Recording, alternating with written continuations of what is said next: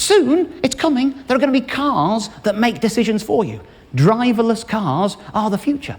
If you don't believe me, this is the slightly arch voice of ITN News.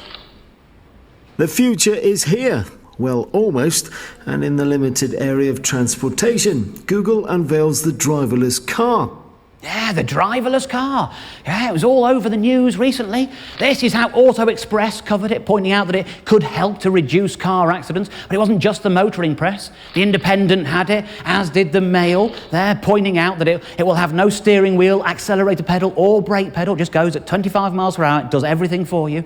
And this got some people worked up when this was in the news. There are people out there who love cars so much, who define themselves by these things, that this little innocent bubble of technology caused them huge offence.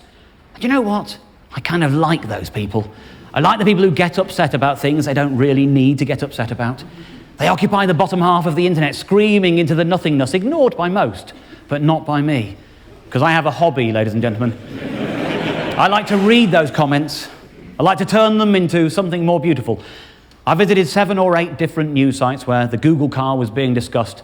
I've taken my favourite comments and turned them into something that I like to call a found poem that I would like to perform for you now. Well, well, well. Surprise, surprise, surprise. This is yet another attack on the privacy and rights of free British citizens. When I get in my car, I want to make my own decisions. I want to choose my own route. It is bad enough that a sat-nav knows where I have been and probably passes that information directly to the government.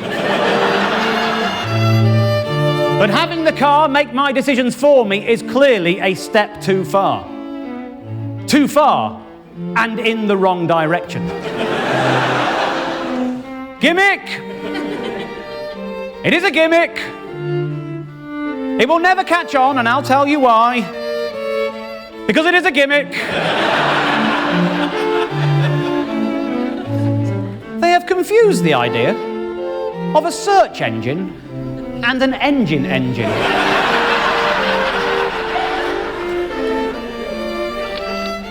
Anyone who has seen any of the Herbie films knows that this will not end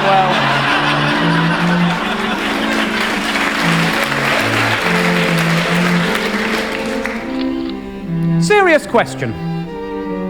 Do we want Google to wipe our bloody arses too? It's only a matter of time. Poogle!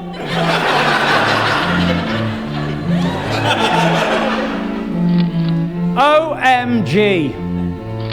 No more Top Gear. What about suicide bombers? Has anyone at Google considered that this seems to be a perfect suicide bomber delivery vehicle? Without the need for suicide? This will be amazing for the aged and disabled. Those who cannot drive themselves around to do the simple tasks the rest of us take for granted. Yes, and also for alcoholics. This will be perfect for alcoholics. I'm sure we would all be safer if we had corks on our forks and helmets on our heads. But living like an automaton is not for me. I am not an automaton. I am an autonomous man. Why has it got wing mirrors?